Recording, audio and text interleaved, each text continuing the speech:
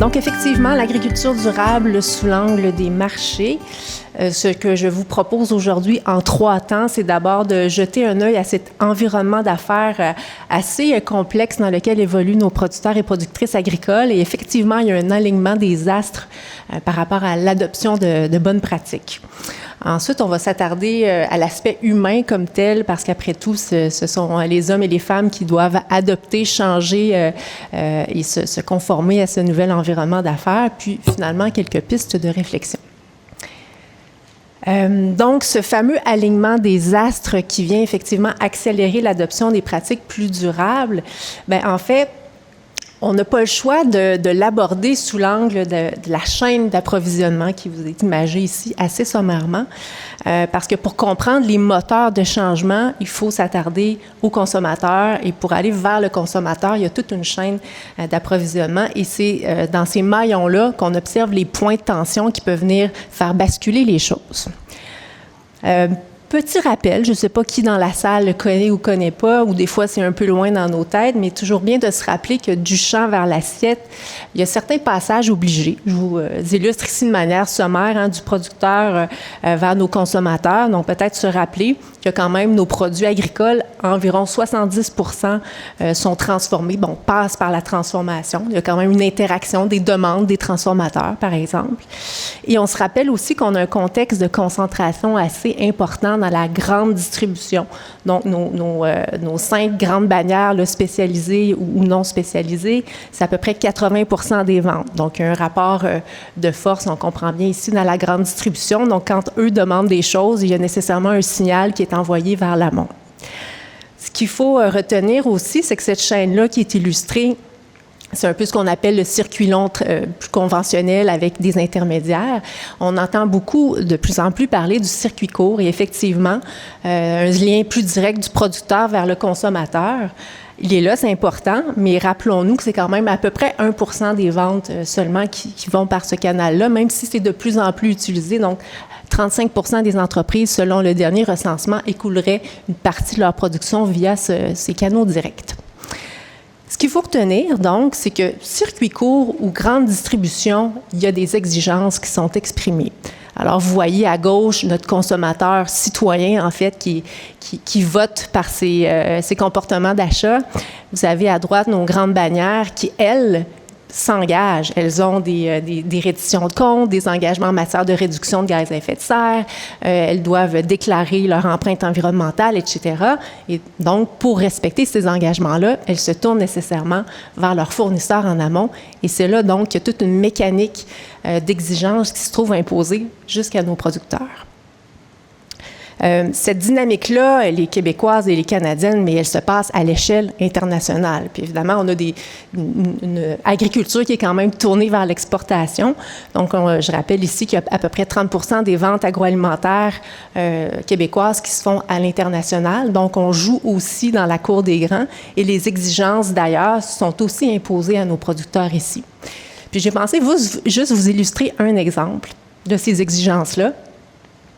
C'est ce qu'on appelle, peut-être que vous en avez entendu parler pour certains, le Carbon Disclosure Project. Donc, c'est, dans le fond, une initiative qui fait en sorte qu'il peut y avoir une déclaration d'émissions de gaz à effet de serre. Ici, en lien notamment avec la déforestation. Alors, cette initiative-là vient mettre sur une liste rouge certains produits. Les voici. On a donc, et oui, à côté de l'huile de palme et des mines et du caoutchouc, le bœuf.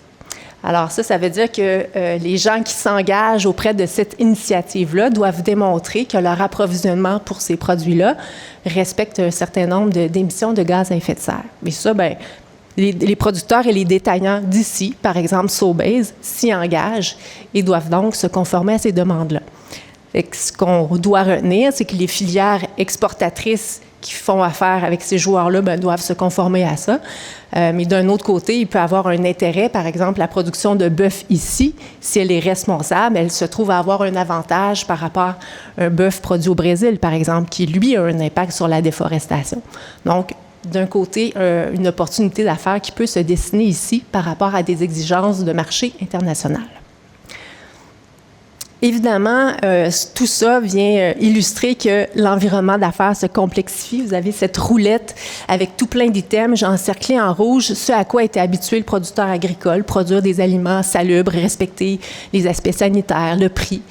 Mais vous voyez tout ce qui s'ajoute autour, l'aspect éthique, l'eau, l'énergie, les ressources, l'équité, etc. Donc, tout ça, maintenant, doit être dans l'écran radar de nos producteurs et productrices agricoles. C'est ce qu'on appelle le fameux ESG, donc la question environnementale, sociale et de gouvernance pour lesquelles on leur demande de plus en plus de rendre des comptes. Et face à tout ça, on l'a vu juste avant nous avec le ministre Lamontagne, le gouvernement entend ça puis vient aussi accélérer le ton, en fait, donner un rythme avec ses politiques et ses programmes. Vous avez à gauche la politique bioalimentaire qui, dès 2018, énonçait un certain nombre de cibles. Donc, elle disait, bien, producteurs et transformateurs, vous devez être en plus grand nombre à adopter des pratiques durables avec une cible. Puis, plus récemment, le fameux plan d'agriculture durable, donc le PAD, qui vient aussi en ajouter avec ici un incitatif financier. On l'a vu, ça a créé un succès, un engouement. Mais donc, il y a des attentes claires ici qui sont exprimées. Petit clin d'œil sur le PAD que vous connaissez sans doute, mais je vais simplement attirer votre attention sur le fait qu'il y a des indicateurs et des cibles très clairs. Un premier objectif de réduction des pesticides. Donc, c'est bien, il y a tout des alternatives qui doivent être offertes et tout ça. Mais ce à quoi faut réfléchir, c'est qu'on vient ici carrément enlever un outil traditionnel de gestion de risque des producteurs et productrices agricoles. Donc, ils sont bien positifs, ils veulent adhérer à tout ça, mais en même temps, on vient complètement chambouler leur façon de gérer les risques. Ça, c'est un exemple, mais ça s'applique à tout plein d'autres choses par rapport au bien-être animal, etc. Donc, voici notre environnement d'affaires. Je parlais, on vient les chambouler dans la façon dont ils géraient leurs risques. Bien, ce que je vous propose maintenant, c'est qu'on s'attarde justement un petit peu plus à eux, producteurs et productrices agricoles. Qui sont-ils? Comment réagissent-ils face à tout ça? Quelques statistiques pour se rappeler qu'est-ce que c'est notre agriculture au Québec. Bien, elle est très polarisée dans ses tailles. Vous voyez ici les bâtonnets en vert vous illustrent le nombre de fermes et vous avez en gris, la part du revenu. Fait que ce qu'il faut retenir, très polarisé, à gauche, plus de 40% de fermes en nombre, mais 2% en termes de revenus, de poids économique. Et à l'autre extrême, à peu près 10% des fermes, mais qui ont plus de 50% du poids économique. Donc, des réalités très différentes. Fait que si on s'adresse à eux, bien, il faut tenir compte de ce contraste-là. Ce qu'on voit aussi émerger, c'est des modèles d'affaires très contrastés aussi, tant dans la propriété que dans la façon de mettre en marché. Quelques exemples à gauche dont on a beaucoup entendu parler, la ferme des 4 temps, donc un modèle complètement différent de production sur de très petites superficies, le petit abattoir avec une façon différente d'offrir des infrastructures d'abattage, des fiducies pour l'achat de l'accès aux terres qui vient couper le lien plus direct de propriété. Donc, ça bouge beaucoup de ce côté de petits modèles novateurs. Et à l'autre extrême, on a l'extrême, justement, le plus gros des entreprises, oui, familiales, mais intégrées avec des conglomérats puis toutes sortes de divisions. Donc, ces entreprises-là sont des réalités auxquelles on fait face. Et donc, il faut toujours se poser la question, qui est devant moi? Comment je peux le comprendre? Quels sont ses besoins? Nos producteurs agricoles aussi cherchent une relève. Hein. Selon les dernières données disponibles, il y en a à peine 1 sur 5 qui avait identifié sa relève.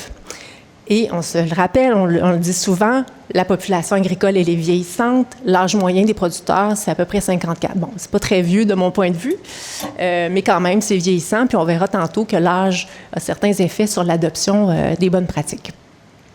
Donc, cherche une relève.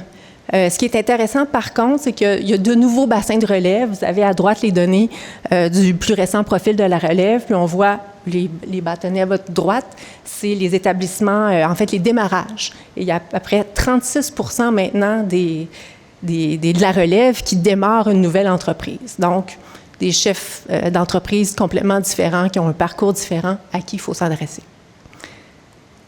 Finalement, on ne peut passer sous silence ce fameux enjeu de rareté des travailleurs.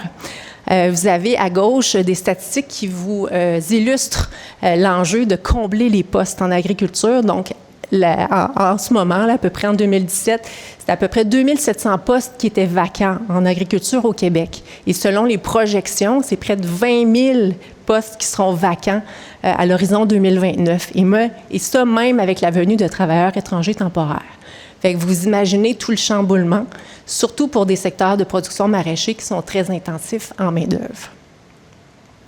Donc, tout ça, bien, ça s'accumule et ça fait qu'on entend de plus en plus parler de stress, d'anxiété, de santé mentale chez nos producteurs qui doivent jongler avec tout ça, leur environnement d'affaires traditionnel, mais aussi ces nouveaux éléments-là qui apparaissent dans leur environnement d'affaires. Et là, ben, quand même, ils sont résilients, ils s'adaptent, ils se disent, bon, ben, OK, comment je fais maintenant pour m'adapter à ces nouvelles demandes-là? Vers quoi je me tourne? Et devant eux, ben, là, il y a tout plein d'initiatives, de logos, de certifications.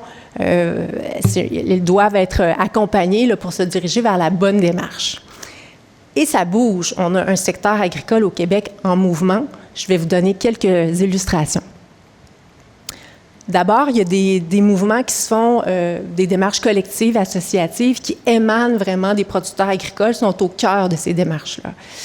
Un premier exemple, à l'échelle canadienne, les producteurs de lait du Canada, ils avaient déjà un engagement par rapport à la qualité du lait. Bien, ils ont ajouté des engagements par rapport au bien-être animal, par rapport à l'environnement. Et puis, vous avez sans doute entendu parler de leur positionnement par rapport à la carboneutralité d'ici 2050. Alors, il y a un engagement ferme et une mise en place d'actions pour atteindre ça. Ce qu'on doit retenir ici, c'est que malgré le fait que c'était un contexte sous gestion de l'offre, donc pas exposé à une concurrence externe, ils ont choisi, eux, d'être proactifs et de déjà se positionner de manière favorable sur ce thème-là. Un autre exemple, complètement ailleurs, les producteurs acéricoles qui dominent à l'échelle internationale dans leur secteur de production. Ils auraient bien pu laisser aller les choses eux aussi, mais non, ils ont été proactifs, se sont dotés d'une cible de réduction de gaz à effet de serre et donc vont entraîner tout le secteur vers cette amélioration-là. Un autre exemple, en production maraîchère, en fait, canneberge.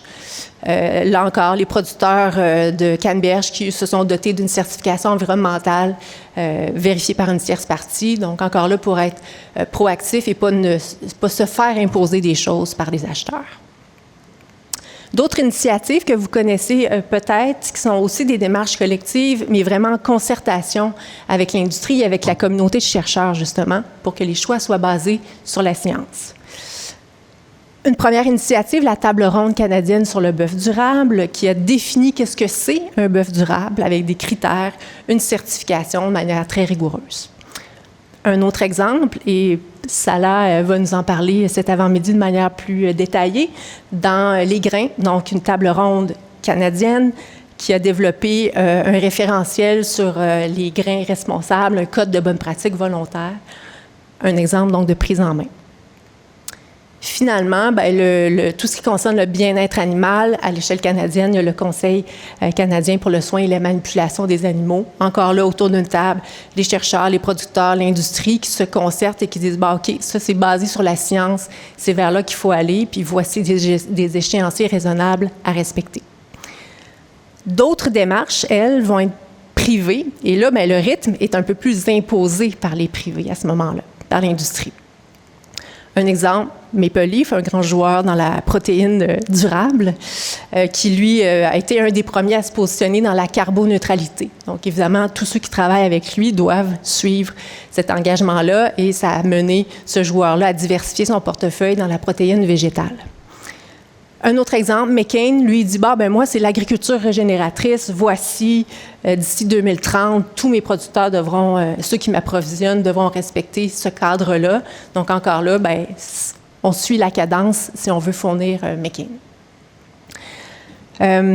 Et ça paye quand même de faire ces démarches-là, parce que c'est un accès aux tablettes qui est garanti. Ce sont des opportunités d'affaires. Je vous montre deux exemples ici. Donc, on a Walmart, un grand joueur que vous connaissez, qui lui a dit, je vais m'approvisionner en bœuf canadien, mais du bœuf canadien durable avec la certification dont je vous parlais tout à l'heure.